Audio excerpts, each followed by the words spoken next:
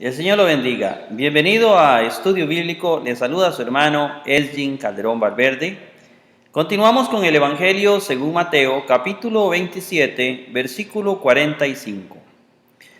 En la parte superior tenemos el original griego, de donde son tomadas todas las Biblias cristianas. En la parte inferior tenemos la versión de la Iglesia Católica, Biblia Jerusalén 1976, y la Reina Valera 1995.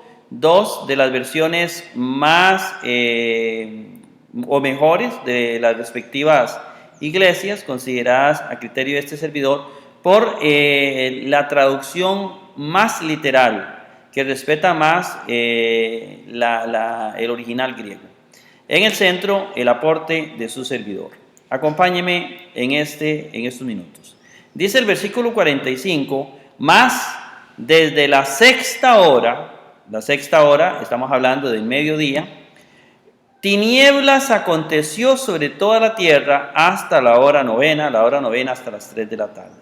Es decir, que el momento que Jesús estaba siendo crucificado, la tierra se oscureció.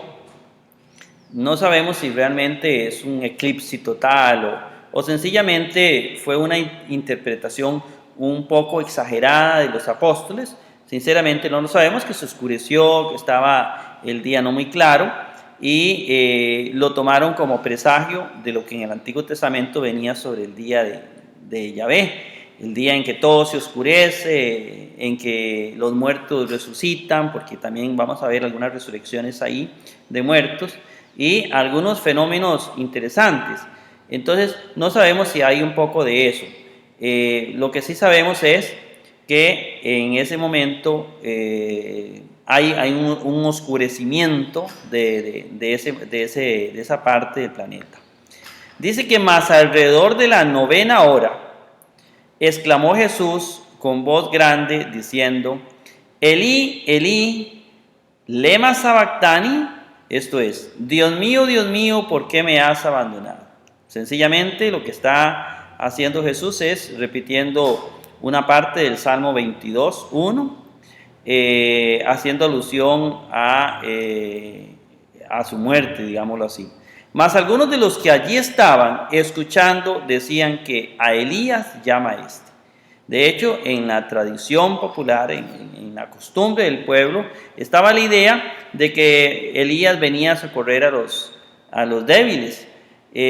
También tenemos en Malaquías 4, 5, 6 que los judíos esperaban el retorno del profeta Elías. Cualesquiera de estos motivos pudo haber hecho que la gente creyera que Jesús estaba llamando a Elías, pero Jesús sencillamente estaba dando un texto del Antiguo Testamento. Versículo 48, enseguida corriendo uno de ellos y tomando esponja, llenando de vino ácido y poniendo caña, le daba a beber.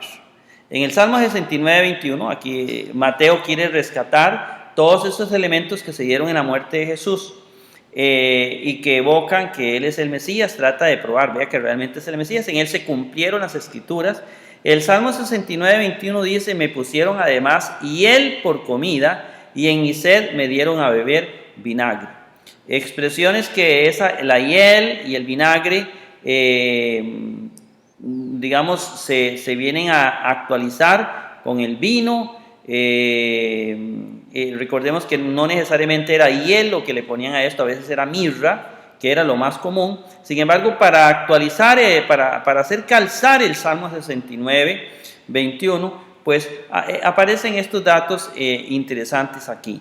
Entonces, tomando esponja, llenando de vino ácido, ¿verdad? Era el vino con mirra, un vino para gente de escasos recursos, de pocos recursos, el vino de los soldados, digámoslo así.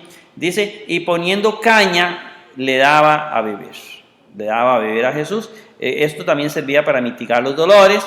Mas los demás decían, déjalo, veamos si viene Elías a salvarlo. La gente seguía con su interpretación al respecto. Mas Jesús de nuevo gritando con voz grande, es decir, con una voz fuerte, voz grande, foné megali, voz grande, dejó el espíritu. Es decir, la idea de que al dejar de respirar, el espíritu se iba de la persona, estaba muerto. He aquí, dice que el velo del templo se rasgó de arriba a abajo en dos. La tierra se sacudió y las rocas se rasgaron. El día de Yahvé, entonces, algunos elementos que se retoman ahí. El templo tenía dos velos o dos cortinas, había uno grande, uno vistoso a la entrada, había otro que separaba el lugar santo del lugar santísimo, el que estaba más adentro.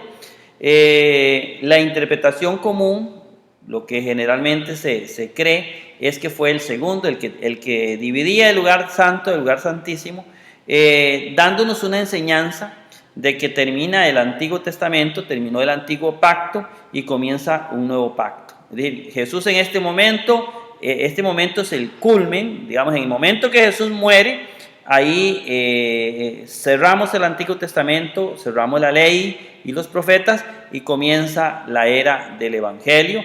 Esta es una de las partes más relevantes para el cristianismo, más significativas para nosotros, porque es aquí donde podemos decir que nace el cristianismo propiamente. Es aquí donde Jesús realmente termina un pacto y comienza otro pacto, el pacto de su sangre, de la salvación.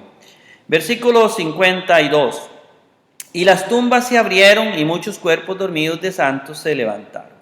Es un mensaje también que nos quiere transmitir el Evangelio, que nos quieren transmitir los autores, los hagiógrafos, en donde se nos dice que al comenzar este nuevo pacto, al comenzar Jesús, es como decir, llegó el día de Dios, el día de Yahvé, ese día que tiene que ir con manifestaciones de varios tipos. Veamos aquí, ya vimos terremotos, vimos que se oscurece, vemos que por ejemplo, los muertos se levantan, como acá. Es decir, son manifestaciones del día de Yahvé. Exagerado o no exagerado, no podemos discutir nada de eso. Sí sabemos que digamos, no eran tan elocuentes, porque si no se hubiera convertido toda Judea y la gente siguió en su incredulidad. Pueden ser manifestaciones un poco más subjetivas, más propias de los cristianos, a través de visiones de ellos mismos, pero o una vivencia muy particular del pueblo de Dios, del pueblo de Jesucristo, de la iglesia, de los que seguían a nuestro Señor Jesucristo. Lo que sí sabemos es que se dan exactamente los signos o símbolos del Antiguo Testamento que los apóstoles van a defender. Dije, saliendo de las tumbas con su resurrección, entraron en la santa ciudad, se mostraron a muchos. No sabemos si esto fue a través de apariciones o si fue realmente una manifestación de tipo fantasmal. No se explica bien, el texto evangélico no explica bien cómo fue este tipo de manifestación, pero sí sabemos que el evangelista está haciendo alusión a una serie de fenómenos que ya expliqué. Versículo 54. Mas el centurión romano, dice, y los que con él guardaban a Jesús, al ver el terremoto y lo sucedido, con mucho temor dijeron, verdaderamente Hijo de Dios era este. Es decir, esos fenómenos hacen que el centurión romano se convierta a Jesús, o realmente crea en él. Mas estaban allí muchas mujeres mirando de lejos, las cuales habían seguido a Jesús desde Galilea sirviéndolo. Recordemos que Jesús tenía varias mujeres que le seguían y que le servían, ¿verdad? Dice que entre ellas está María la Magdalena. La Magdalena es una de las que va a estar más presente en toda la vida de Jesús, una de las mujeres que fue liberada y que realmente está muy cerca del Señor, testigo de todo, incluso de su resurrección. María, la de Jacob y José, que no ha sido muy identificada todavía, la madre de los hijos de Zebedeo. Hay varias Marías, en los textos aparecen otras Marías, Salomé, por ejemplo. La madre de Jesús también estuvo por ahí. Puede ser que alguno por ahí identifique a María, la de Jacob y José, la mamá de Jacob y José, y no ponen a María, la mamá de Jesús, sino que aquí la ponen como la mamá de Jacob y José. Algunos dicen, estoy dando una de las ideas que se escuchan. Sin embargo, es improbable. No podemos probar que esta María de Jacob y José, porque en otra aparece María la de Jacob, nada más, no menciona a los otros hijos. Puede ser que esta María sea la Virgen María, la madre de nuestro Señor Jesucristo, que también era mamá de Jacob y de José, podría ser. Versículo 57, más cuando tarde llegó a ser, vino un hombre rico de Arimatea, ya que era el viernes en la noche, ya se había ocultado el sol. Dice, vino un hombre rico de Arimatea, una ciudad todavía no localizada, dice que de nombre José, que también había sido discípulo de Jesús. Había sido un discípulo de Jesús. Acercándose a Pilato, pidió el cuerpo de Jesús. Entonces Pilato mandó que se le diera. Pide el cuerpo de Jesús para sepultarlo como debe ser, no dejarlo ahí. Tomando José el cuerpo, lo envolvió en una sábana limpia, dice el versículo 59, y lo puso en su sepulcro nuevo, que excavó en la roca, e hizo rodar piedra grande a la puerta del sepulcro, y se fue. Algunos judíos sepultaban a sus muertos en cuevas ladradas en la roca, cerradas con una piedra redonda y pesada, que se hacía rodar, como la que vemos en el dibujo, ante la entrada. Y vamos al versículo 61. Mas estaban allí María la Magdalena y la otra María, sentadas delante de la tumba. Las dos Marías, la tradición, más al día siguiente, que es después de la preparación. Preparación, aquí traducimos el término pareskeuin, como usted lo ve aquí arriba, es viernes, después de la preparación es después del viernes. Se reunieron los sumos sacerdotes y los fariseos ante Pilato. El viernes recibía el nombre de día de la preparación, porque en él se hacían los preparativos para la celebración del sábado. Diciendo, Señor, nos acordamos que aquel embaucador dijo en vida, después de 3 días me levantaré. Ya existía la idea entre todos los religiosos de que Jesús iba a levantarse, de que iba a resucitar. Esa era la idea que ya tenían. Manda, dicen ellos, pues que se asegure la tumba hasta el 3er día. No sea que vengan sus discípulos a robarlo y digan al pueblo, se levantó entre los muertos, y será el último engaño peor que el primero, dicen ellos.